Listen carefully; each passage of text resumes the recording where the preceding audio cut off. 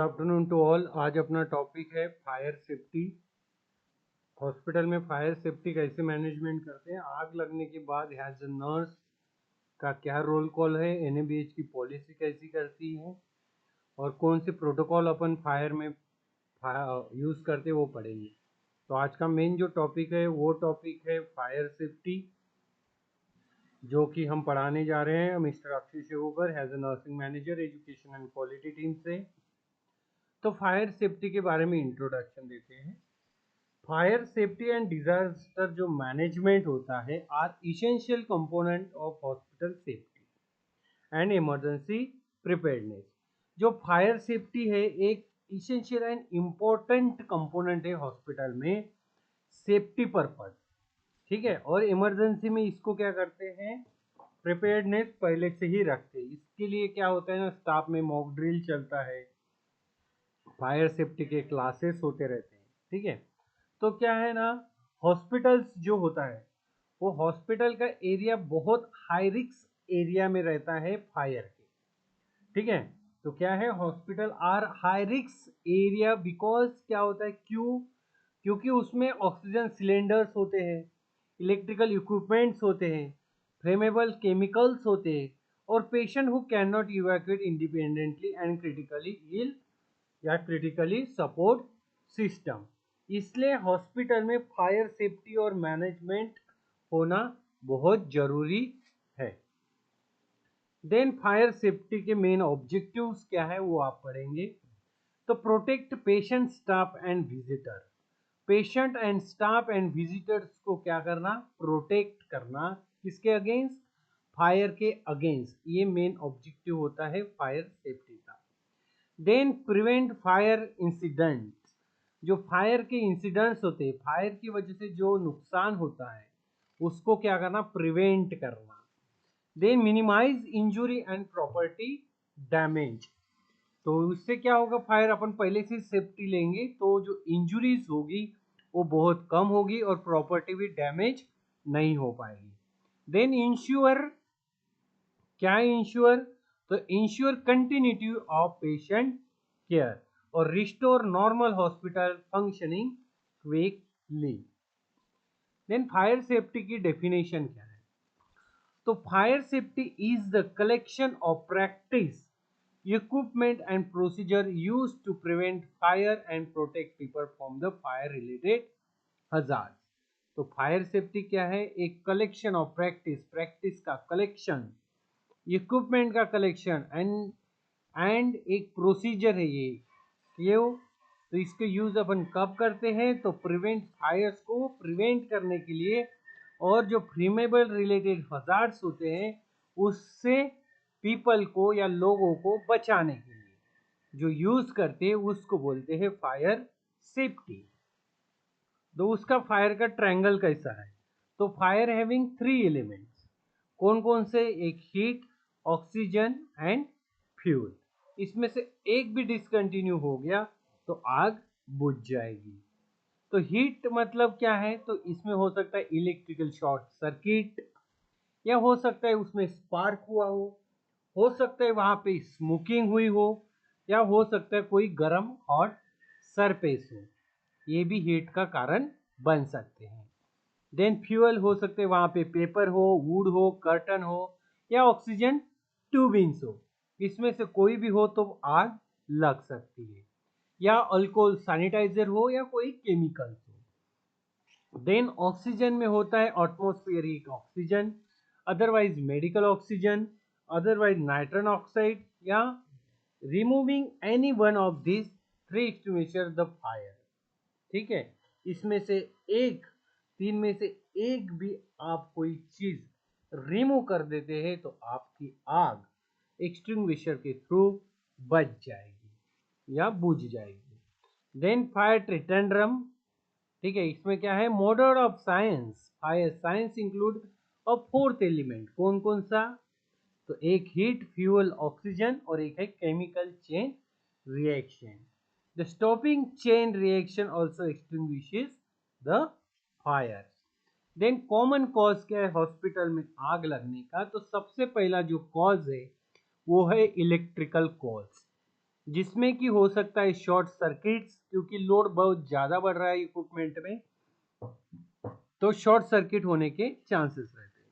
Otherwise overloaded sockets है, या damage कोई वायरिंग हो रही है, या फॉल्टी मेडिकल कोई इक्विपमेंट है, तो वहाँ इलेक्ट्रिकल शॉर्ट सर्किट होने के बहुत चांसेस है। तो ये भी कॉमन कॉज बन सकता है हॉस्पिटल में आग लगने का। देन दूसरा है ह्यूमन कॉजेस, जो मैनमेड कॉजेस है, जो है स्मोकिंग या केयरलेसनेस या इम्प्रॉपर स्टोरेज और unauthorized electrical appliance.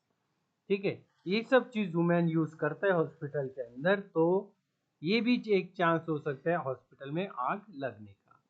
Then third है केमिकल कॉजेस, जिसमें कि अल्कोहल, ईथर या ऑक्सीजन का से लीक हो रहा हो, या लेबोरेटरी के कोई केमिकल गिर गए हो, तो ये भी बहुत बड़ा कॉमन कॉज हो सकता है, केमिकल कॉज हॉस्पिटल में फायर लगने का।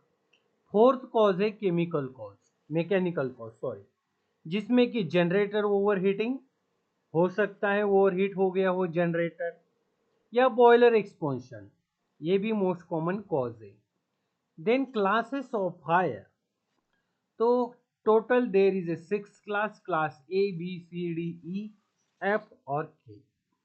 जो क्लास ए होता है उसमें होता है ऑर्डिनरी कॉम्बस्टेबल नाम का मटेरियल, जिस जो कि आप क्लास ए जो है वो आप पेपर, वुड और क्लॉथ के से लगे हुए आग के ऊपर आप यूज कर सकते हैं। कौन सा?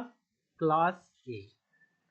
जो क्लास बी है उसमें फ्लेमेबल लिक्विड्स होते हैं, जो कि पेट्रोल, डीजल और पेंट से लगे हुए आग के ऊपर आप क्लास बी नाम का फायर एक्सटिंग्विशर यूज कर सकते हैं।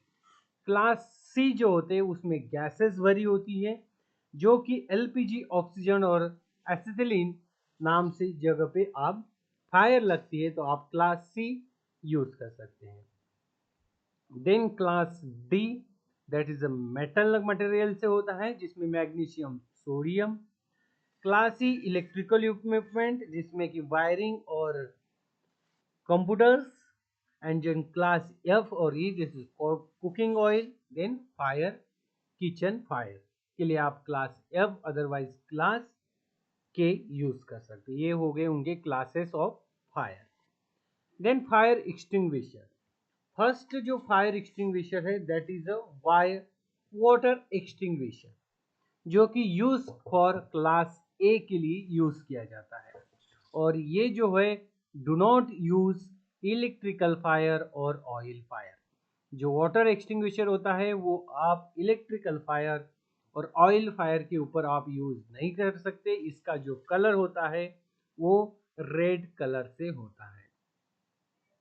देन फोम एक्सटिंग्विशर, जो कि आप क्लास ए और क्लास बी के आग पे आप यूज कर सकते हैं। और इलेक्ट्रिकल इक्विपमेंट से आग लगती है, इसके ऊपर आप ये यूज नहीं कर सकते फोम एक्सटिंग्विशर। ये जो होता है वो क्रीम लेबल इसमें लगा होता है। देन थर्ड जो होता है वो होता है CO2 एक्सटिंग्विशर, जो कि आप इलेक्ट्रिकल फायर और क्लास बी के लिए आप यूज करता है। इसका एडवांटेज ये होता है कि सेफ फॉर कंप्यूटर्स के लिए बहुत सेफ होता है, और इसमें कोई रेसिड्यू नहीं होता। ये ब्लैक कलर में आता है। Then dry chemical powder, that is a DCP cylinder, ये जो यूज किया जाता है ABC class and electric fire. ये जो होता है ADCP ड्राई पाउडर, ये मोस्टली कॉमन अवेलेबल होता है बहुत सारे हॉस्पिटल्स में। ये इसका जो कलर होता है, लेबलिंग कलर, ये ब्लू होता है। देन फिफ्थ है वेट केमिकल, जो कि किचन ऑयल फायर के लिए यूज किया जाता है, जिसमें येलो कलर का आप लेबल लगता है। देन जैसे आपको एक्सटिंग्विशर यूज करना है, तो एक्सटिंग्विशर यूज करने के लिए पास नाम का टेक्निक आपको आना चाहिए। तो हर एक हेल्थ केयर वर्कर को पास क्या होता है ये पता होना चाहिए। पास मतलब क्या होता है? Pull, aim, squeeze and swipe. P मतलब पुल, तो क्या करना है, जो एक्सटिंग्विशर को सेफ्टी पिन लगी रहती है उसको पुल आउट करना है और निकालना है। उसके बाद ए मतलब एम, जो aim of the at of the fire, जो उसका ब्लैक कलर का वो होता है वायर, वो उसके आपको एम लगाना है। देन उसके बाद यस मतलब स्क्वीज, तो जो हैंडल आता है उसको क्या करना है, प्रेस करना है। आपको इसमें दिख रहा है, तो ये जो हैंडल्स होता है इसको आपको प्रेस करना है।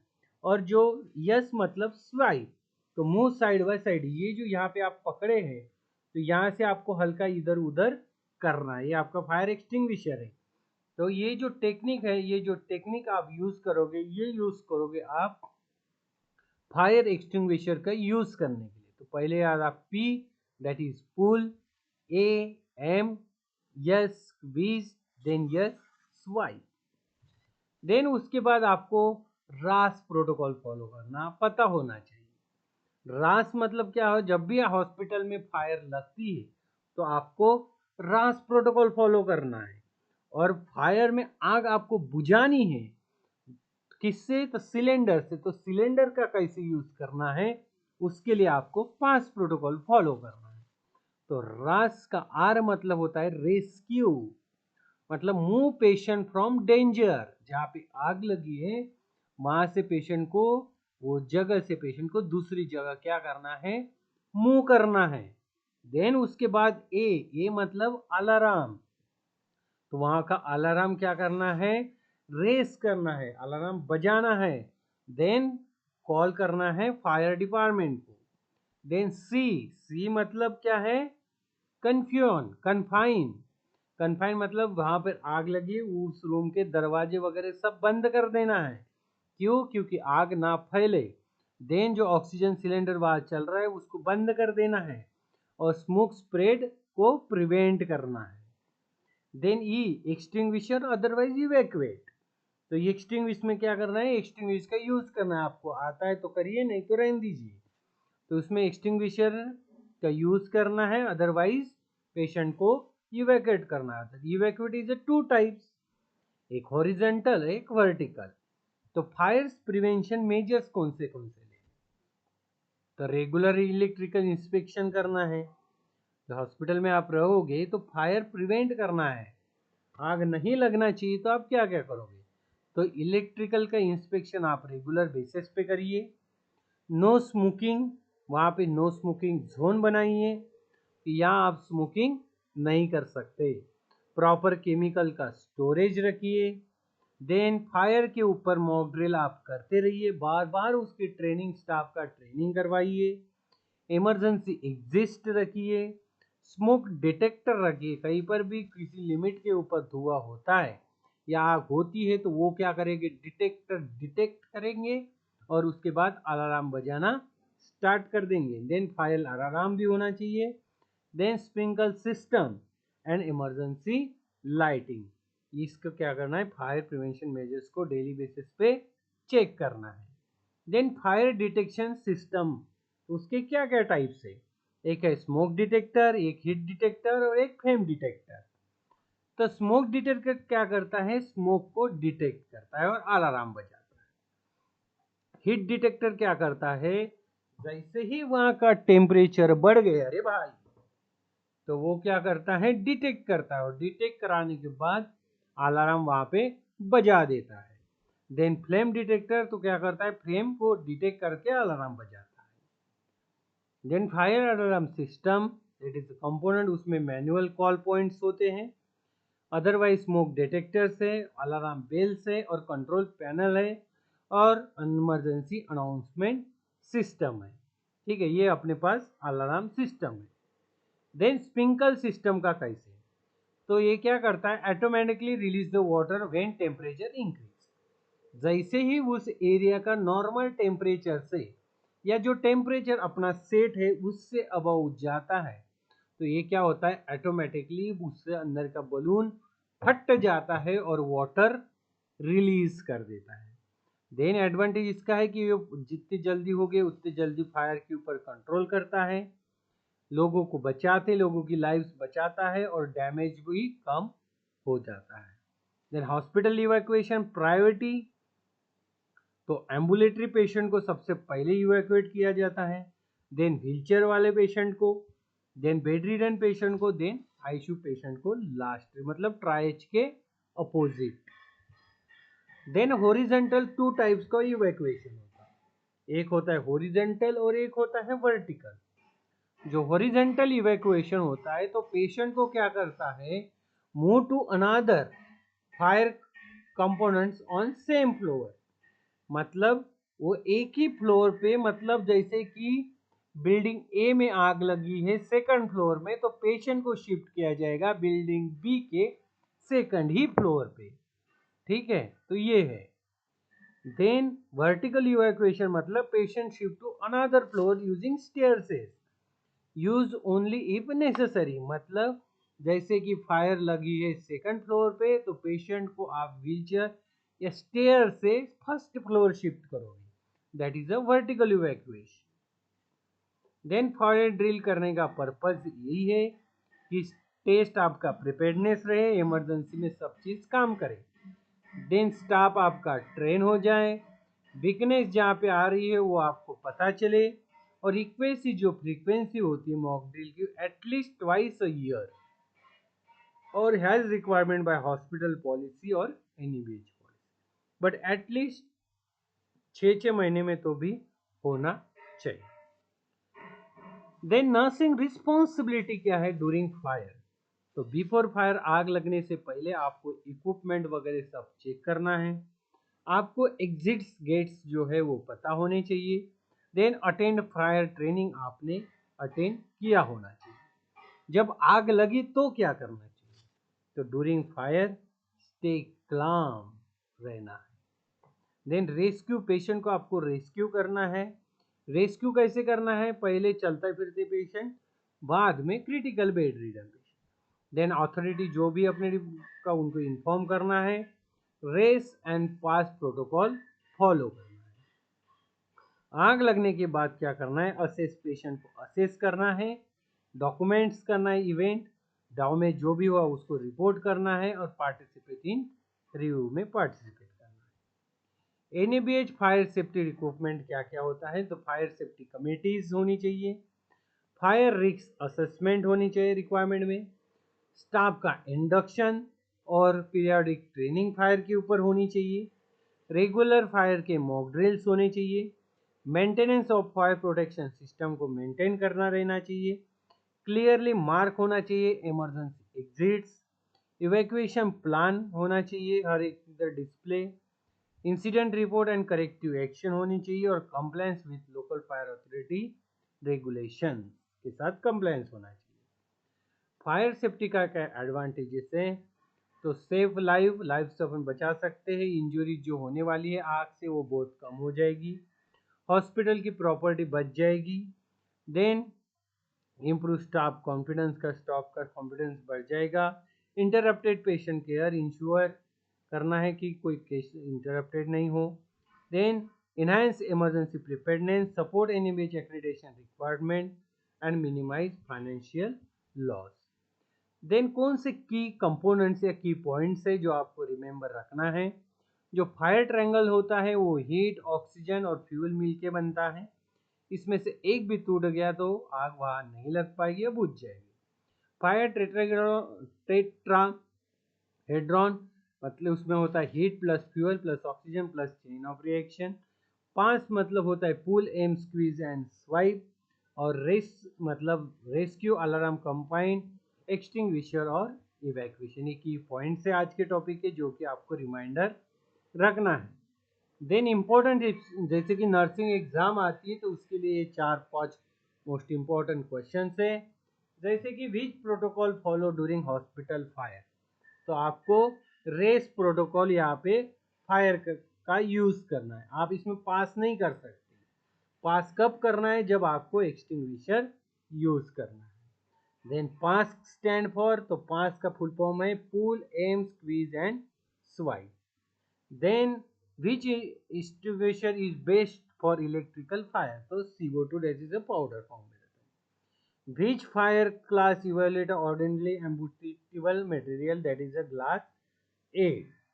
Then thank you so much for this topic. ऐसे टॉपिक बने रहने के लिए आप अक्षय शो कर यूट्यूब चैनल को लाइक करिए, सब्सक्राइब करिए एंड शेयर करिए, क्योंकि ऐसे वीडियो बनाने के लिए बहुत मेहनत लगती है। आप सपोर्ट करिए, लाइक करिए, फुल वीडियो वॉच करिए। Thank you so much.